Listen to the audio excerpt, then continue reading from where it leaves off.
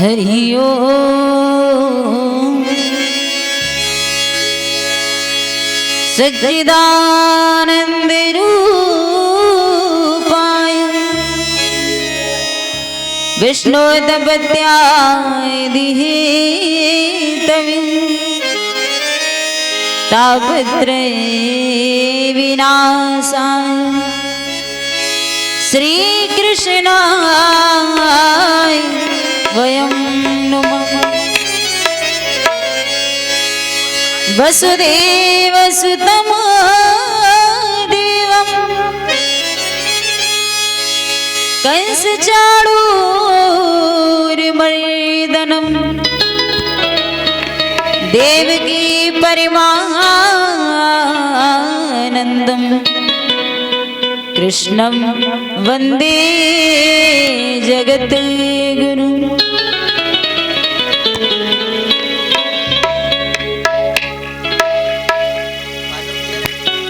श्री गुरु चरण सरोज रज निज मन मुकुर सुधार वरणो रघुवर विमल जस जो दायक फलचार।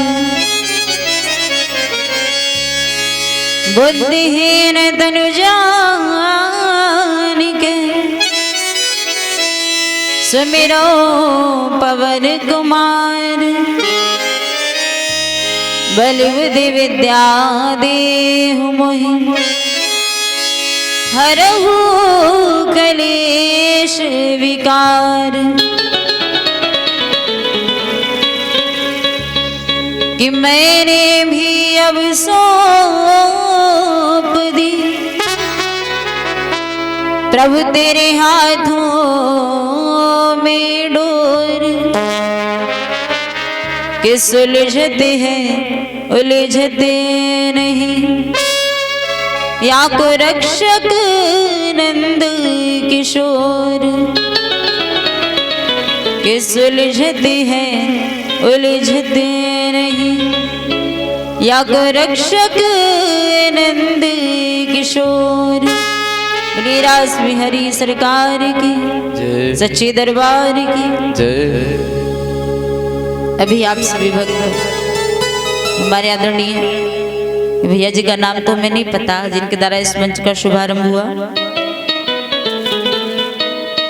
बड़ा सुंदर भाव आपसे विश्वण कर रहे थे। आइए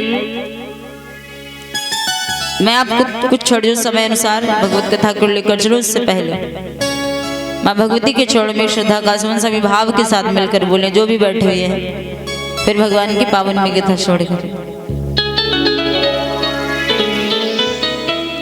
बोलिए आदि शक्ति दुर्गे मैया की।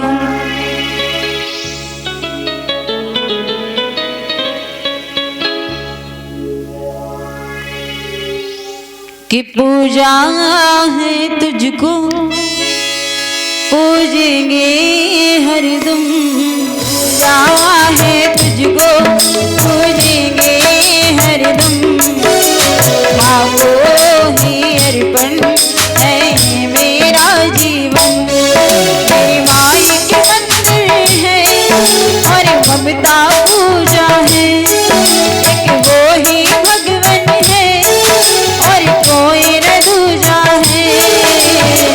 ये मेरी कहानी है यारी जिंदगानी है। आज हूँ मैं जो कुछ भी माँ तेरी मेहरबानी।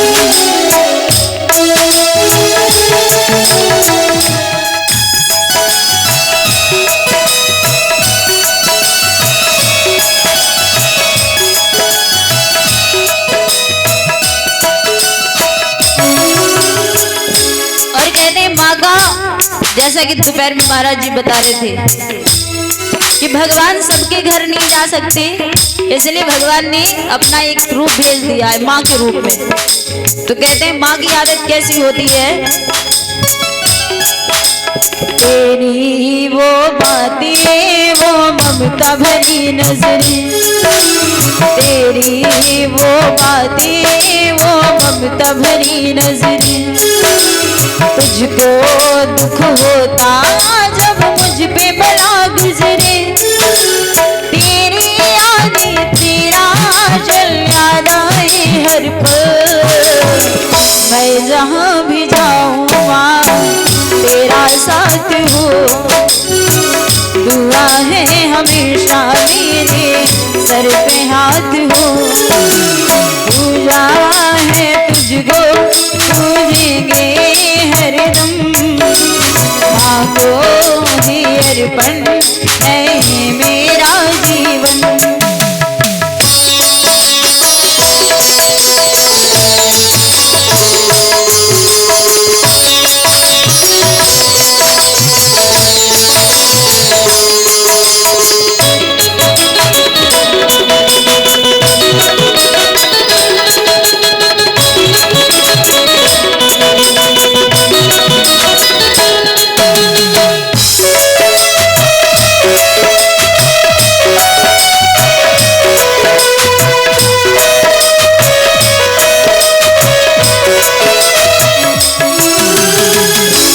महाराज कहते हैं, तेरा वो हंसना वो मुझको हंसा देना, तेरा वो हंसना वो मुझको हंसा देना, मेरा वो रोना फिर तेरा रो देना, तेरी यादें तेरा चल याद आए हर पल।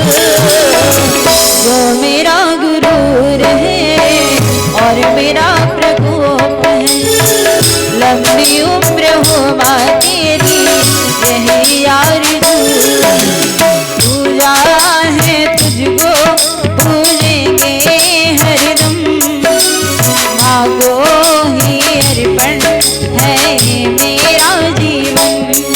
मेरी माँ एक मंदिर है और ममता पूजा है, एक वो ही भगवान है और कोई न दूजा है। ये मेरी कहानी है, सारी जिंदगानी है। आज हूँ मैं जो कुछ भी माँ तेरी मेहरबानी है। आज हूँ मैं जो कुछ भी माँ तेरी मेहरबानी है। आज हूँ मैं जो कुछ भी माँ तेरी मेहरबानी। बोलिए सच्चे दरबार की, त्रिसचंडी महायज्ञ की, गौरी शंकर भगवान की।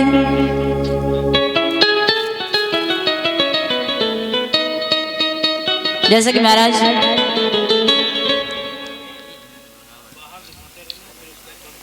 भगवत कथा के बारे में कहते हैं, जैसे कि अभी भैया बता रहे थे कि इस राम कथा की, देखो राम कथा महाराज जी कैसा विषय है, और राम कथा में एक वक्ता हुआ ही नहीं है, क्योंकि रामचरितमानस में कई वक्ता है, एक वक्ता नहीं है।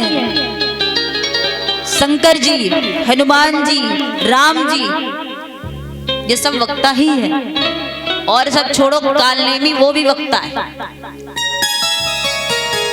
लेकिन उसके कथा सुनाने का ढंग कुछ और था। हम लोग शुरू करते हैं तो राम जी के जन्म से शुरू करते हैं, पर कालनेमी ने शुरू किया था तो सीधा युद्ध से शुरू किया था। पर महाराज इस कथा का महत्व, कथा का वर्णन कहा नहीं जा सकता। इसीलिए कहा जाता है जब हम आपको कथा सुनाते, कोई भी सुनाता है, कथा को जब भी सुने तो भाव से सुने।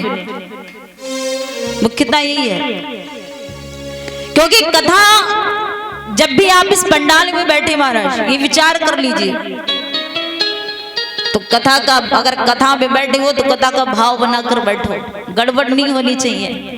क्योंकि आजकल थोड़ा बहुत बदलाव हो रहा है ना, लोग कथा में आते हैं, भैया चलो यज्ञ चल रहा है, मैं मानती हूँ, लेकिन आजकल दादा क्या चल रहा है, आजकल कथा में व्यक्ति थोड़ा पीछे बढ़ रहा है। कथा की बात आ जाती है ना, तो लोग कहते हैं कि हमने बहुत कथा सुनी, बहुत सुनी। महाराज एक बात मेरी हमेशा याद रखना, सुनने वाला कभी ये कहता नहीं है कि मैंने बहुत कथा सुनी है, और जो ये बोल दे कि मैंने बहुत कथा सुनी हो तो समझ लेना उसने कुछ नहीं सुना, क्योंकि कथा को सुनने वाला कभी ये नहीं कहता कि मैंने बहुत सुनी। गोस्वामी जी कहते हैं कि राम कथा जी सुनत अगाही और रस विशेष जाना तिन नाही। भगवान की कथा सुनकर जो परेशान हो जाए, जो ये कह दे कि हमने बहुत सुनी, समझ लो इसने मन से नहीं सुनी। भागवत कथा में एक राजा का नाम आता है, श्रीमद् भागवत में राजा पृथु का। और अब राजा पृथु ने भगवान की तपस्या करी और भगवान ने राजा पृथु से कहा कि जो मांगना चाहते हो वो मांग लो। तो राजा पृथु ने भगवान से मांगा, पता है क्या है? बोले प्रभु हमको आशीर्वाद में 10,000 कान दे दीजिए। 10,000 कान। भगवान बोले करोगे क्या? राजा पृथु ने मुस्कुरा करके कहा प्रभु आप नहीं समझेंगे। भगवान बोले मैं गाय को नहीं समझूंगा, मुझसे आशीर्वाद मांग रहे हो, क्या इच्छा है? राजा पृथु बोले प्रभु मुझे 10,000 कान इसलिए चाहिए क्योंकि 2 कानों से आपकी कथा सुनकर मन तृप्त नहीं होता। बोले 10,000 कान दे दूं, मन तब भी तृप्त नहीं होगा, लेकिन हाँ थोड़ा सुकून मिलेगा। और हम लोग बोले 2 कान है उनसे ही परेशान है।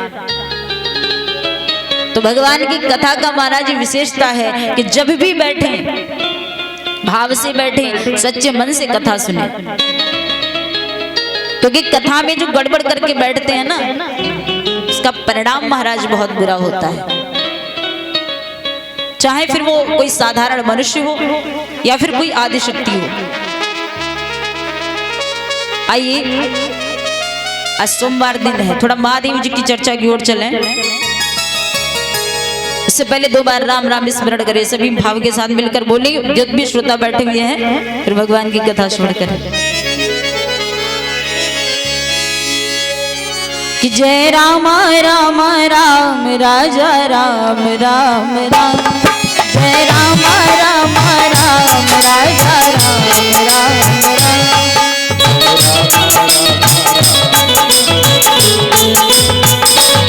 राजा राम राम राम सीता राम राम राम राजा, राजा राम राम राम सीता राम राम राम, जय राम राम राम राजा राम राम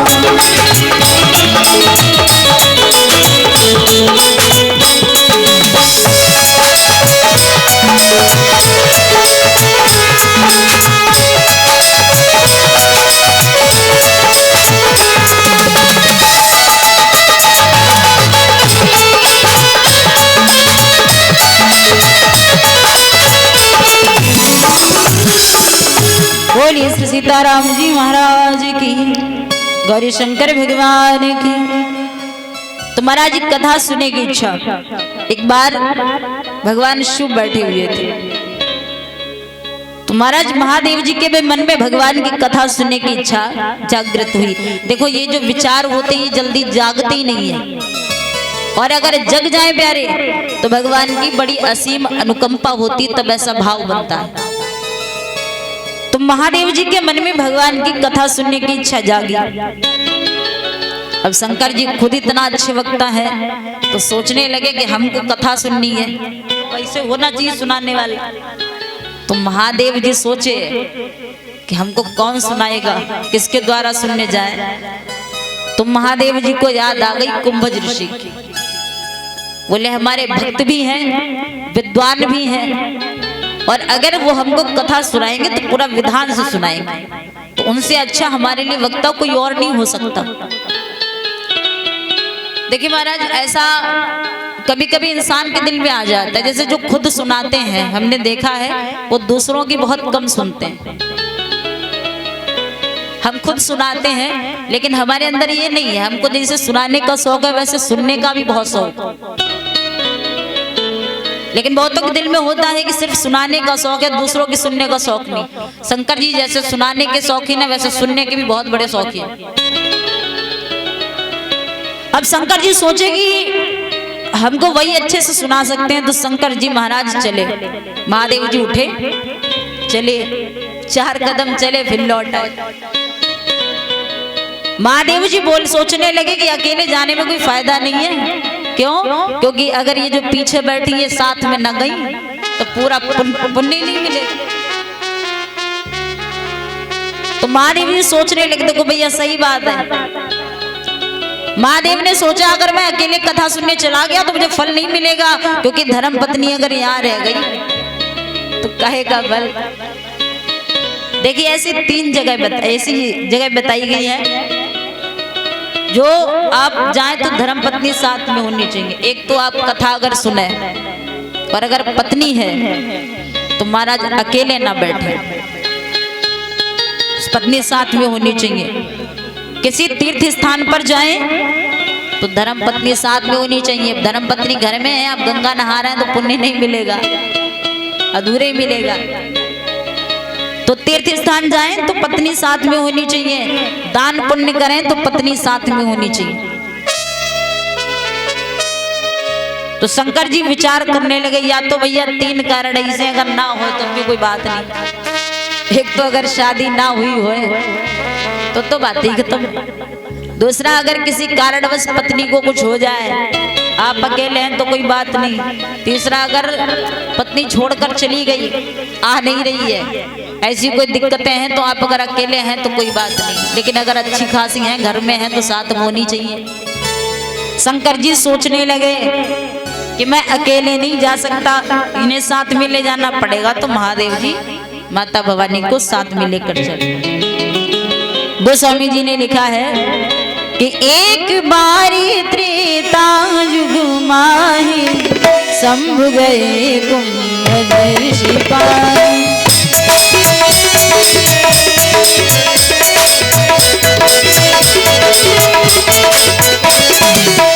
एक बारी त्रेता युग माही, शंभु गए कुंभदर्शी पाई।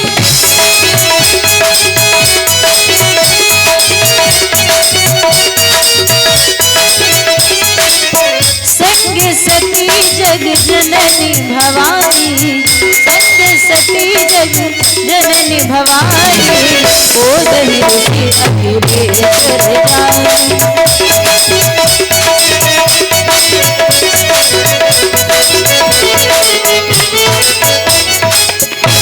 अब भैया लिखा है कि एक बार त्रेता युग माही।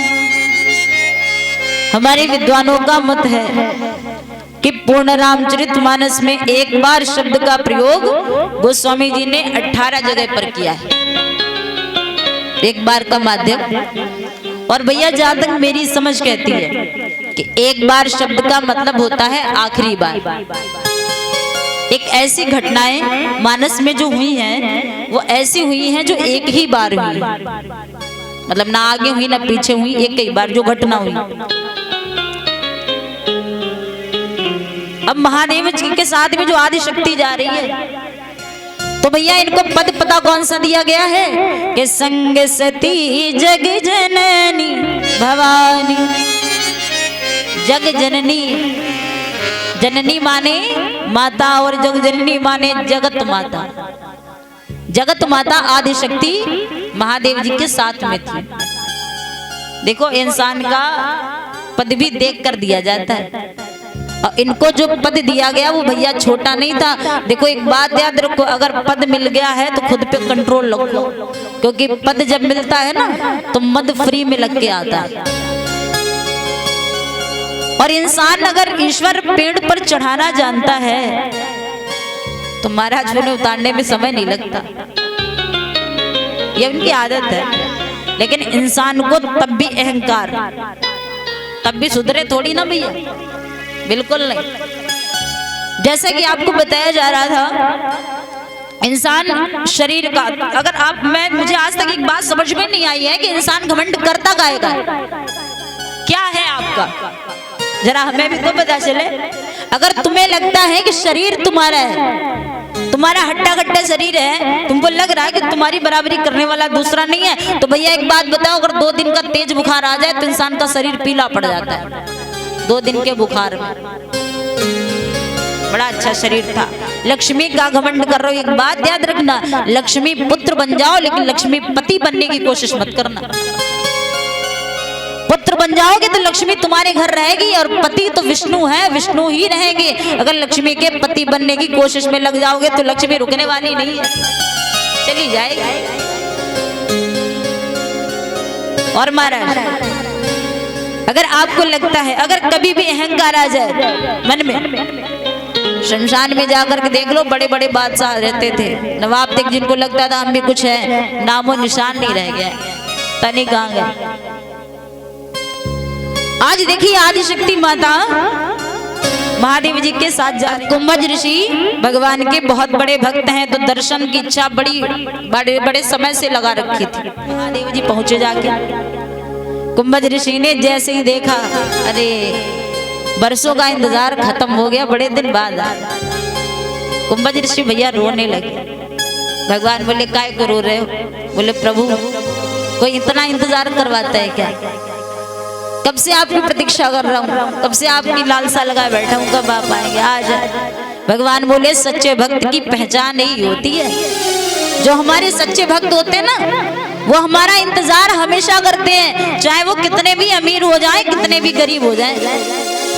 ये थोड़ी ना महाराज होगा कि जब तक घर में गरीबी रहे तब तक भगवान तुम्हें जानो, और जब चार पैसे आने शुरू हो जाए तो काय को भगवान को उठाए के रख दिए साइड। अब तो वो खुद ही भगवान। तो भगवान बोले सच्चा भक्त ऐसा नहीं होता, वो चाहे कितना भी अमीर हो जाए, कितना भी गरीब हो जाए, मुझसे मिलने की इच्छा कभी नहीं छोड़ता। तुम्हें मेरा इंतजार था, मुझे भी तुमसे मिलना था, आज आ गया। कुंभज ऋषि का रोम रोम प्रफुल्लित हो गया। प्रभु आइए बैठिए। अब महाराज देखो संत है, और जहां तक मुझे पता है भगवान ने नवदा भक्ति का ज्ञान जब शबरी माता को दिया था, तो उन्होंने भी कहा था भगवान की भैया मुझे तो बड़ी खुशी, यहाँ पे इतने संत पधारे हैं, और आप सबके भी भाग्य की बात है जहाँ पे संत का आगमन हुआ है, क्योंकि भगवान की जब बड़ी कृपा होती है तब संत दर्शन होता है। और ये बात मैं नहीं कहती, बल्कि स्वयं कहा है प्रभु ने। भगवान को भी संत, भगवान संतों को मान्यता देते बहुत ज्यादा।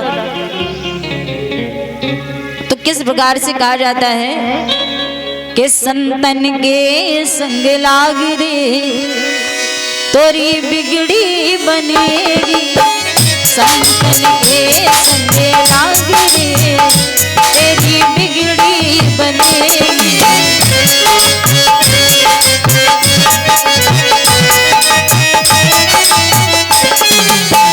बिगड़ी बनेगी तेरी अच्छी बनेगी,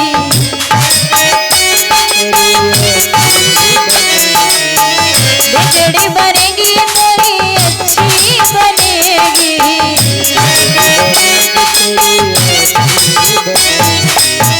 भूल जाएंगे भाग्य तेरी बिगड़ी बनेगी।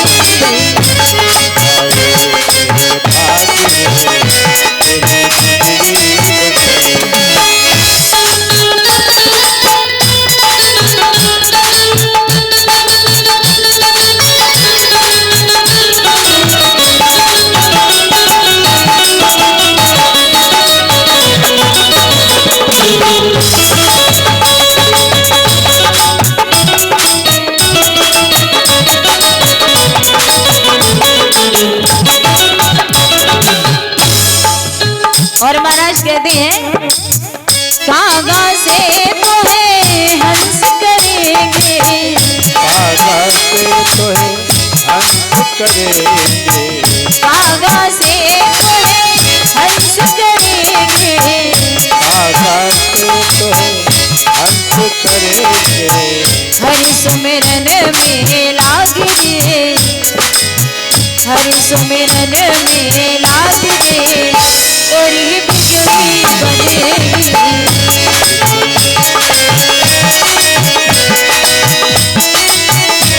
संतन के संग लाग रे तोरी बिगड़ी बनेगी, संतन के संग लाग रे तेरी बिगड़ी बनेगी, संतन के संग लाग रे तोरी बिगड़ी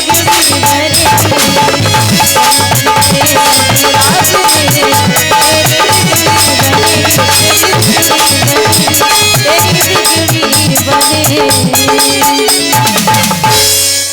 संत की महिमा जितनी कही जाए उतनी कम। अब देखो भगवान को जब देखा भाव था, भाव के बिना महाराज कुछ नहीं है। तो इतना कुंभज ऋषि इतना प्रसन्न थे भैया भगवान को देख करके। अब संत है तो संत के यहाँ मखमली बिस्तर तो होगा नहीं, जिस आभाव में रहते थे उस आभाव में भैया बिस्तर डाल दिया। बोले प्रभु बैठो, चरण धुले। अब देखो शंकर जी गए हैं कथा सुनने, यानी वो एक श्रोता है, और कुंभज ऋषि के द्वारा सुनने गए हैं तो वो एक वक्ता है। हमेशा आप लोगों ने देखा होगा यहाँ भी जो जितने सुनाने वाले आते हैं ना, सुनने वाले उनकी सेवा में लगे, हर जगह होता है।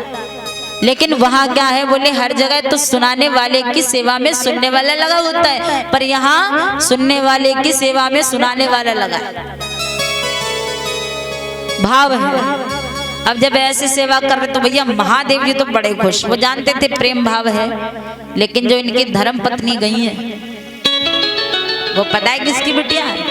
महाराज दक्ष की। और जैसे पिता है असर आ गया बेटी पर, वैसे ही विचार उनका बन गया। तो शंकर जी तो खुश हो रहे हैं, पर माता के दिल में भाव कुछ और ही आ गया। माता विचार करने लगी कि हम तो आए थे कथा सुनने, और जब कथा सुनाने वाला पहले ही हमारे कदमों में गिर गया तो हमको कथा क्या सुनाएंगे। आप श्रोताओं से एक बात जरूर मैं कहना चाहूंगी, आप किसी के घर जब जाते हैं तो जिसके घर पहुंचते हैं देखा होगा वो व्यक्ति सेवा में बेचारा लग जाता है। ये महाराज ये खाओ वो खाओ सब लेके आ। शंकर जी को पता है कि मैं सेवा करवा रहा हूं, मैं छोटा हूं उस समय ये सेवा कर रहे हैं, ये बड़े हैं। लेकिन माता को लग रहा है कि हमारे चरणों में पड़े हैं तो इनको कथा क्या सुनाएंगे। ये अहंकार है। मैं इसीलिए बोल रही थी कथा में जब भी बैठो भाव सही रखो थोड़ा। अगर थोड़ा सा भी गड़बड़ी हो गई ना तो कथा को भी कम मत समझना। अब देखिए इनका भाव प्रारंभ से ही बदल गया। शंकर जी प्रसन्न हो गए। कुंभज ऋषि बोले प्रभु कैसे आना हुआ? भगवान बोले हमको कथा सुननी है। कुंभज ऋषि बोले कहने लगे प्रभु हमसे? बोले हाँ। बोले प्रभु आप तो खुद ही इतने अच्छे वक्ता हो। शंकर जी बोले आज उल्टा, आज आप सुनाओ मैं सुनूंगा, मेरा बड़ा मन है। तो देखिए कुंभज ऋषि प्रसन्न हो गए कि राम गधा मुनिवर बखानी और सुने महेश परम सुख मानी। किसी ने गोस्वामी बाबा से कहा कि सुनी महेश परम सुख मानी, यानी भवानी माता उठ के तो कहीं गई नहीं थी, बैठी साथ में है। पूरी कथा में भैया साथ ही बैठी रही, लेकिन श्रोताओं में नाम बोले नहीं आया। क्यों नहीं आया? तो गोस्वामी जी ने कहा कि वो कथा में तो बैठी थी। बहुत से ऐसे लोग बैठे होते हैं जो भैया सिर्फ बैठे ही होते हैं, मतलब उनका कोई महत्व नहीं होता। खेत में खड़ा हुआ धोखा और कथा में ऐसे बैठे हुए लोग जिनका कोई मतलब नहीं, बस वो एक काम बहुत अच्छे से करते हैं। जैसे धोखा ना खुद चरता है ना दूसरों को चरने देता है, और ऐसे लोगों का काम होता है बोले ना खुद सुनेंगे ना पड़ोसी को सुनने देंगे।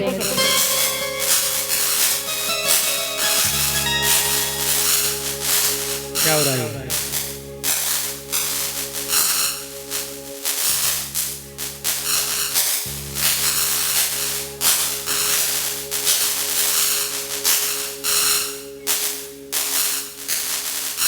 बंद करो।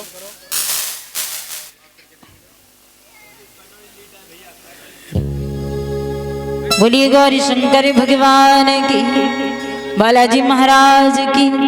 तो महाराज ऐसे लोगों का कोई काम नहीं होता, कोई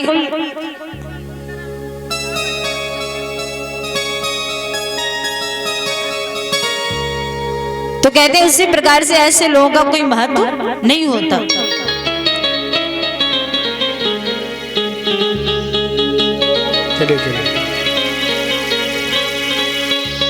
तो माता जो साथ में बैठी हुई थी, देखो महाराज कथा में इसीलिए कहा जाता है जब भी बैठे शुद्ध भाव से बैठे। अगर पड़ोस में कथा का पंडाल ऐसा होता है कि ऊंच नीच भेदभाव सारा छोड़कर महाराज कथा में बैठना चाहिए। उस समय आप जैसे आप ऐसे धनवान होंगे, लेकिन पंडाल में आकर के ना कोई धनवान है, ना कोई गरीब है, ना कोई ऊंच नीच, किसी प्रकार का भेदभाव नहीं होना चाहिए। सब एक लेवल में आ गए, सब एक जैसे आ गए। बोले पंडाल से निकले, फिर खुद को कुछ भी समझो क्या फर्क पड़ता है, लेकिन पंडाल में नहीं। लेकिन माता भवानी जो भैया बैठी हुई थी, उनके मन में पूर्णतया अहंकार प्रवेश कर चुका था। क्यों? क्योंकि वो पहले ही उनको नीचा मान चुकी थी, क्योंकि वो सेवा उन्होंने कर दी ना, तो उनको लग रहा था कि हमको कथा सुनाए, क्या कथा सुनाएंगे, इसलिए वो कथा का महत्व नहीं समझी। भैया कथा हो गई। अब देखिए दक्षिणा के रूप में महादेव जी ने कुंभज ऋषि को हरिभक्ति प्रदान करी। महादेव जी बोले, कहने लगे अच्छा विदाई दो। तो कुंभज ऋषि सोचने लगे, इतने दिन बाद आए, इतनी जल्दी जा रहे हैं, पता नहीं कब आएंगे, जीवन का कोई भरोसा नहीं, प्रभु 2-4 दिन और रुक जाओ। भगवान बोले ठीक। भगवान 2-4 दिन और रुके, और 2-4 दिनों के बाद में विदा लेकर के महादेव जी चलते। अब भैया देखिए क्या लिखा है, विचार करना कि मुनि सन विदा मांगी त्रिपुरारी, मुनि सन विदा मांगी त्रिपुरारी,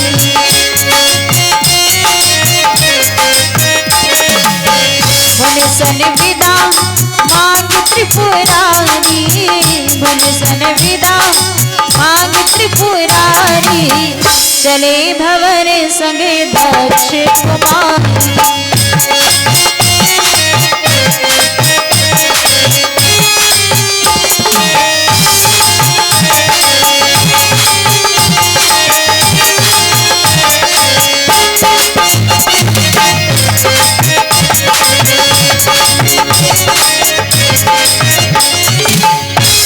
क्या लिखा हुआ कि मुनि सन विदा मांगी त्रिपुरारी, और चले भवन संग दक्ष कुमारी। देखो पद घटा दिया। बोले जब कथा सुनने गई थी तो क्या लिखा था, संग सती जग जननी भवानी। इनको भैया पद कौन सा दिया गया था? बोले जगत माता का। जगत माता आदिशक्ति महादेव जी के साथ में कथा सुनने जा रही है, और जब इन्होंने कथा के महत्व को नहीं समझा तो क्या लिखा है कि चले भवन संग दक्ष कुमारी। अब जग जननी का पद बड़ा होता है कि दक्ष कुमारी का बड़ा होता है। और फिर एक बात और विचार करिए, जैसे इनका जो मेल किया गया, इनको मिलाया गया तो इनके पिता से। अच्छा, जब एक बेटी पर पिता का अधिकार कब तक रहता है? जब तक उसका भैया विवाह नहीं होता। और विवाह अगर हो जाए तो एक कन्या पर पति का अधिकार ज्यादा होता है। तो अगर इनको मिलाना चाहिए था तो महादेव से मिलाना चाहिए था, लेकिन इनका स्वभाव किससे जोड़ दिया गया? दक्ष कुमारी से। यानी ये अपने पिता के अहंकार, पिता की अहंकारी कन्या दक्ष कुमारी, ये साथ में महादेव जी के भैया जा रहे। और जब ये जा रही थी तो महादेव जी ये सोचते जा रहे थे, शंकर जी कथा सुन के तो आई थी, तो महादेव जी सोचे कि हृदय विचारते जात हरि, अब कहीं विधि दर्शनो होय, और गुप्त रूप अवतरहु प्रभु जान गयो सबको। शंकर जी ये सोचते जा रहे हैं कि जिनकी कथा सुनी उनका दर्शन हो जाए, और अगर एक बार दर्शन हो गया तो कथा सुनना सफल हो जाएगा। भैया सही है, जिसकी कथा सुनो उसका दर्शन हो जाए।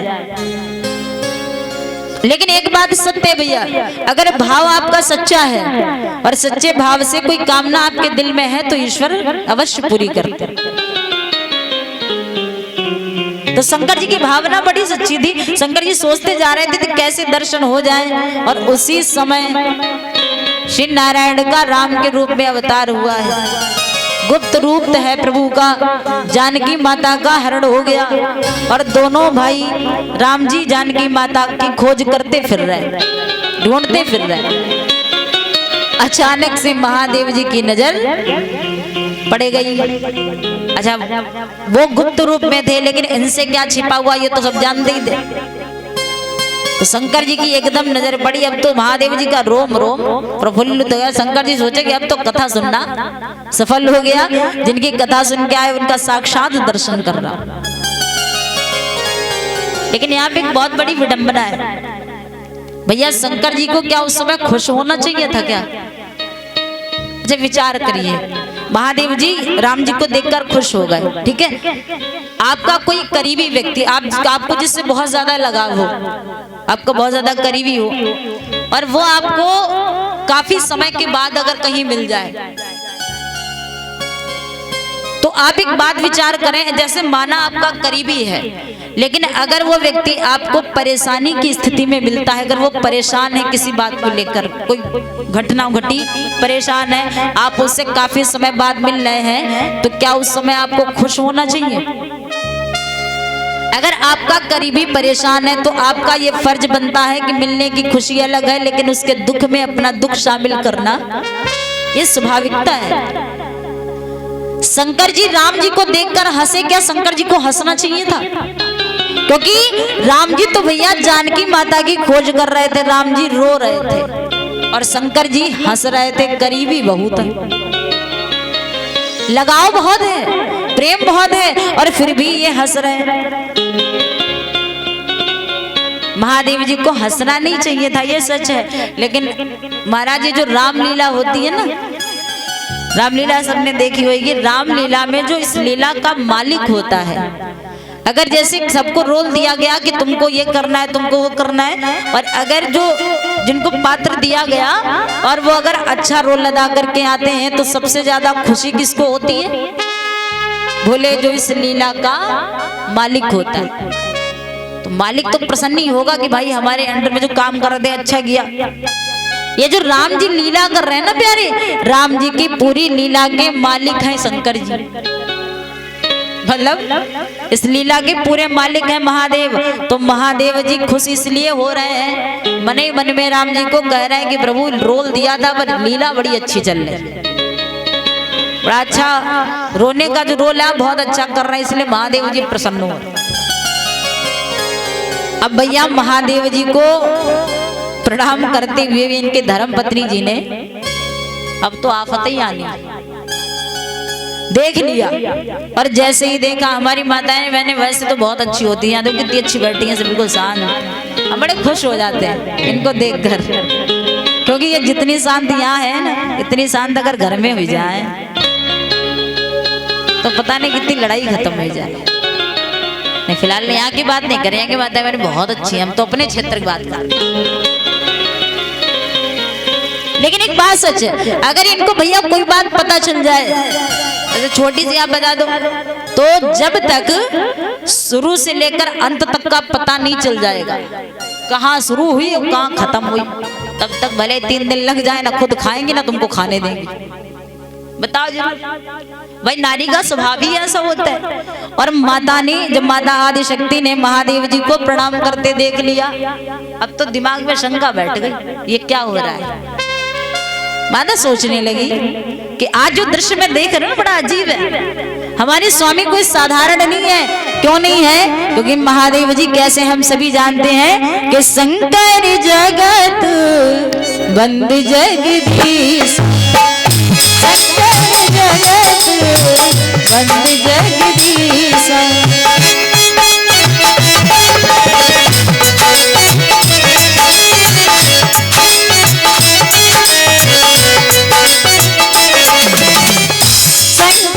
जगत बंद जगदीशा,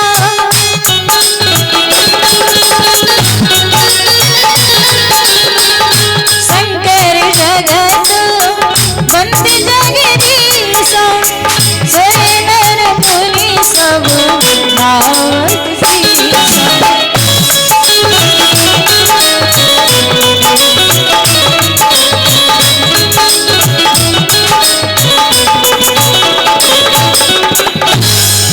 माता आदि शक्ति विचार करने लगी कि शंकर जगत बंद जगदीशा, और सुर नर मुनि सब नाथ सीसा। हमारे स्वामी कोई साधारण नहीं है, महादेव जी ऐसे हैं जिनके चरणों में बड़े बड़े संत महात्मा प्रणाम करते हैं, बड़े बड़े संत महात्मा झुकते हैं, और जिनके चरणों में सब झुकते हैं ये इनके चरणों में क्यों झुक रहे हैं? आखिर ये कौन है? तो माता एक तो वहां से कथा वथा सुनी नहीं, बैठी रही खाली। कथा सुननी होती तो कथा का भैया यही होता है, भगवान की कथा सुनकर दिल में कोई संशय रह ही नहीं जाता। और जो कथा सुने ही ना तो उसके दिल में ऐसे छोटे मोटे संशय तो पैदा होते रहते हैं राह चलते। तो माता से रहा नहीं गया। माता आदिशक्ति ने पूछा, स्वामी एक बात को। महादेव जी बोले क्या? माता कहने लगी, स्वामी ये बताइए कि जब आपके चरणों में सब झुकते हैं, आपको बड़े बड़े संत महात्मा प्रणाम करते हैं, तो आपने इनको प्रणाम क्यों किया? ये कौन है? शंकर जी हंसने लगे। पहचाना नहीं? नहीं। शंकर जी बोले कथा सुनी थी। अब ये कैसे कह दें कि साथ हम बैठे रहे, सुनी सुनाई ना? बोले हाँ सुनी थी। शंकर जी बोले अगर कथा सुनी थी, अगर तो आपने कथा सुनी होती तो आप मुझसे ऐसा सवाल नहीं करती।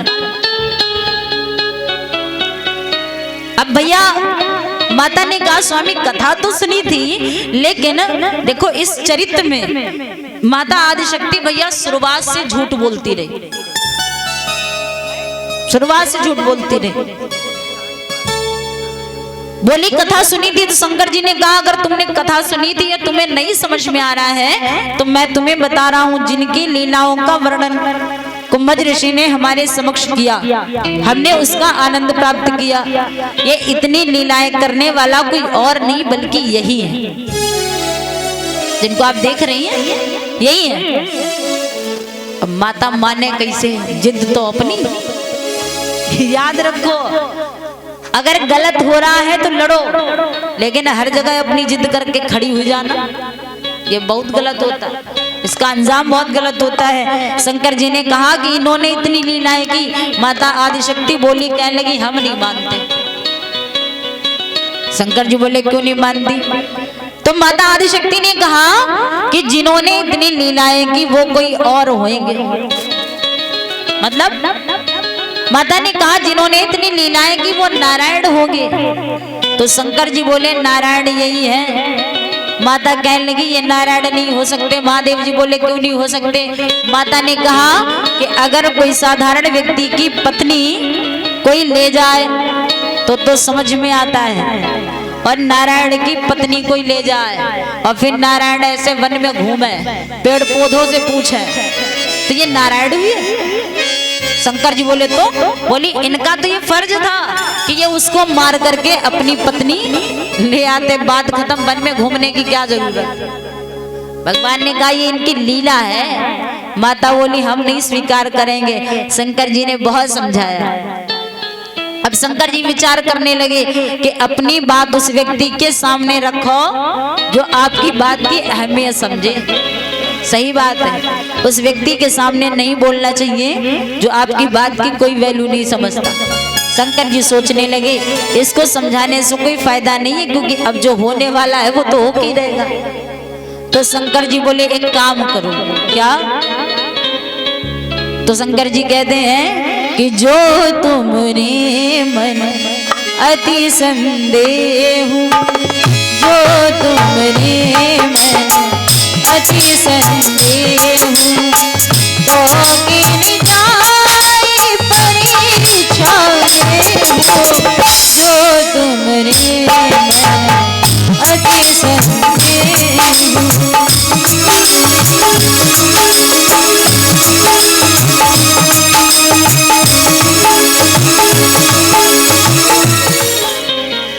लेकिन एक बात सच है, अगर इनको भैया कोई बात पता चल जाए, जैसे छोटी सी आप बता दो, तो जब तक शुरू से लेकर अंत तक का पता नहीं चल जाएगा, कहाँ शुरू हुई और कहाँ खत्म हुई, तब तक भले 3 दिन लग जाए ना, खुद खाएंगे ना तुमको खाने देंगे।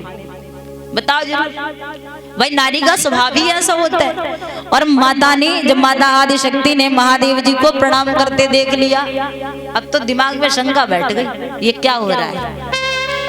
माता सोचने लगी कि आज जो दृश्य में देख रहे हो बड़ा अजीब है। हमारे स्वामी कोई साधारण नहीं है, क्यों नहीं है? क्योंकि महादेव जी कैसे हम सभी जानते हैं कि शंकर जगत बंद जगदीश, शंकर जगत बंद जगदीश।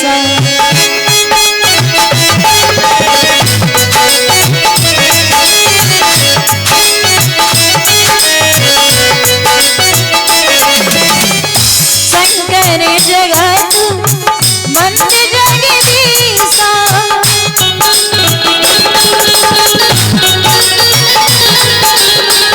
शंकर जगत बंद जगदीशा, सुर नर मुनि सब नाथ सीसा।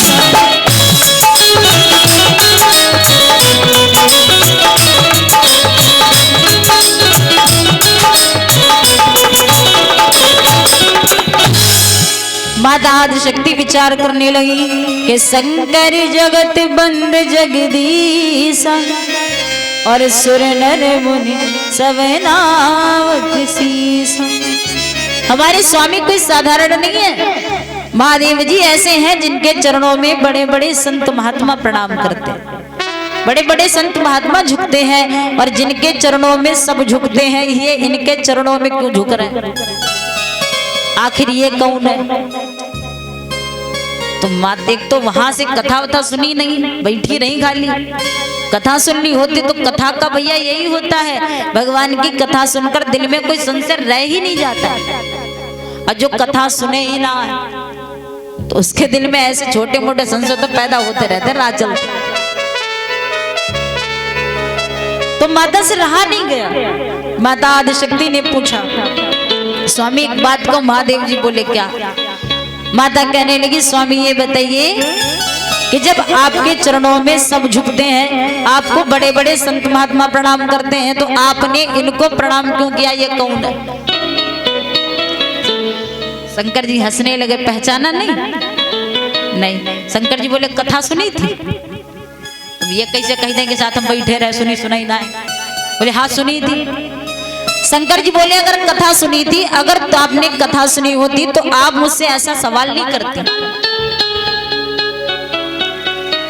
अब भैया माता ने कहा, स्वामी कथा तो सुनी थी, लेकिन देखो इस चरित्र में माता आदिशक्ति भैया शुरुआत से झूठ बोलती रही, शुरुआत से झूठ बोलती रही। बोली कथा सुनी थी। तो शंकर जी ने कहा अगर तुमने कथा सुनी थी या तुम्हें नहीं समझ में आ रहा है तो मैं तुम्हें बता रहा हूं, जिनकी लीलाओं का वर्णन कुंभज ऋषि ने हमारे समक्ष किया, हमने उसका आनंद प्राप्त किया। ये इतनी लीलाएं करने वाला कोई और नहीं बल्कि यही है, जिनको आप देख रही हैं यही है। अब माता माने कैसे? जिद तो अपनी। याद रखो, अगर गलत हो रहा है तो लड़ो, लेकिन हर जगह अपनी जिद करके खड़ी हो जाना ये बहुत गलत होता है, इसका अंजाम बहुत गलत होता है। शंकर जी ने कहा कि इन्होंने इतनी लीलाएं की। माता आदिशक्ति बोली, कहने लगी हम नहीं मानते। शंकर जी बोले क्यों नहीं मानती? तो माता आदिशक्ति ने कहा कि जिन्होंने इतनी लीलाएं की वो कोई और होंगे। मतलब माता ने कहा जिन्होंने इतनी लीलाएं की वो नारायण होंगे। तो शंकर जी बोले नारायण यही है। माता कहने लगी ये नारायण नहीं हो सकते। महादेव जी बोले क्यों नहीं हो सकते? माता ने कहा कि अगर कोई साधारण व्यक्ति की पत्नी कोई ले जाए तो समझ में आता है, और नारायण की पत्नी कोई ले जाए और फिर नारायण ऐसे वन में घूमे, पेड़ पौधों से पूछे, तो ये नारायण हुए? शंकर जी बोले तो बोली इनका तो ये फर्ज था कि ये उसको मार करके अपनी पत्नी ले आते, बात खत्म, वन में घूमने की क्या जरूरत? भगवान ने कहा ये इनकी लीला है। माता बोली हम नहीं स्वीकार करेंगे। शंकर जी ने बहुत समझाया। अब शंकर जी विचार करने लगे कि अपनी बात उस व्यक्ति के सामने रखो जो आपकी बात की अहमियत समझे। सही बात है, उस व्यक्ति के सामने नहीं बोलना चाहिए जो आपकी बात की कोई वैल्यू नहीं समझता। शंकर जी सोचने लगे इसको समझाने से कोई फायदा नहीं है, क्योंकि अब जो होने वाला है वो तो हो ही रहेगा। तो शंकर जी बोले एक काम करो। क्या?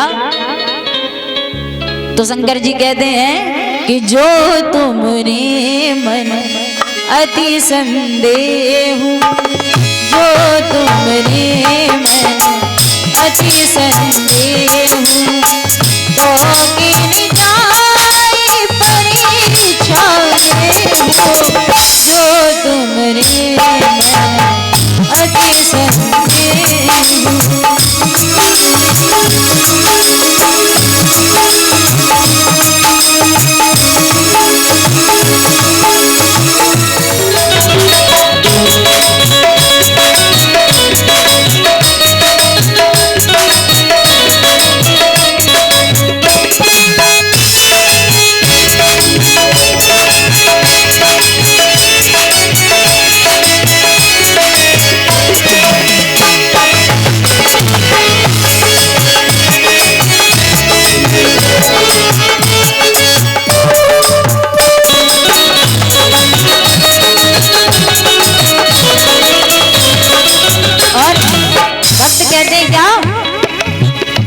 जब से देखा है जलवा तुम्हारा, कोई नजरों में जचता नहीं है।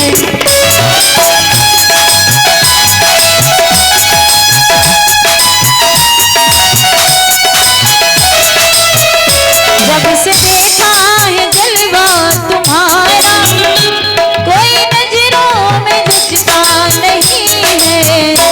और यूं तो देखे बहुत नूर वाले, यूं तो देखे बहुत नूर वाले, सारे आलम सा नहीं है। यूं तो देखे बहुत नूर वाले, सारे आलम सा नहीं है। मेरे मोहन तेरा मुस्कुराना भूल जाने के काबिल नहीं है, वो भूल जाने के काबिल नहीं है, वो भूल जाने के काबिल नहीं है, भूल जाने के काबिल नहीं है, भूल जाने के काबिल नहीं है, भूल जाने के काबिल नहीं। बोले बांके बिहारी सरकार की, सच्चे दरबार की, बोलिए सतचंडी महायज्ञ की, गौरी शंकर भगवान की, श्री संत समाज की, भक्त समाज की। ओम नमः पार्वती पतये, हर हर महा